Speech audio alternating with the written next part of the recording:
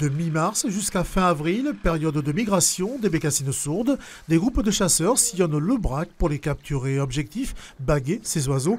Une quête compliquée, parfois infructueuse. Ce jour-là, côté Aveyronais, le groupe rentre bredouille après quelques heures de battue avec des chiens spécialisés. Le chien travaille, il croise devant nous, hein, et lorsqu'il perçoit une émanation, hein, il se met à l'arrêt.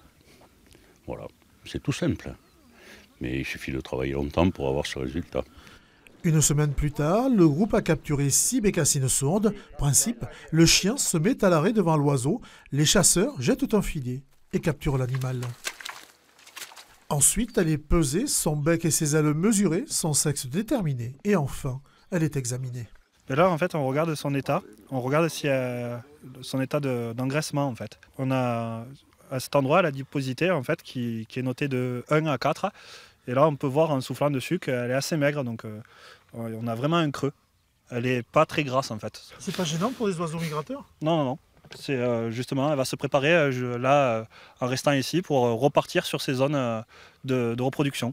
La bécassine sourde passe l'hiver dans le sud de l'Europe et au Maghreb. Elle remonte au printemps vers la Russie et s'arrête régulièrement pour se reposer et s'alimenter dans des zones humides. Sa capture est organisée et suivie par le Muséum d'histoire naturelle de Paris. La bague, c'est la carte d'identité de l'oiseau. Et à partir de cette carte d'identité, lorsqu'il y a une reprise qui est faite à la chasse ou une reprise un oiseau accidenté, ça nous permet de savoir le trajet et la migration de l'oiseau. Un suivi qui dure depuis 10 ans. Ensuite, ces migrateurs sont relâchés.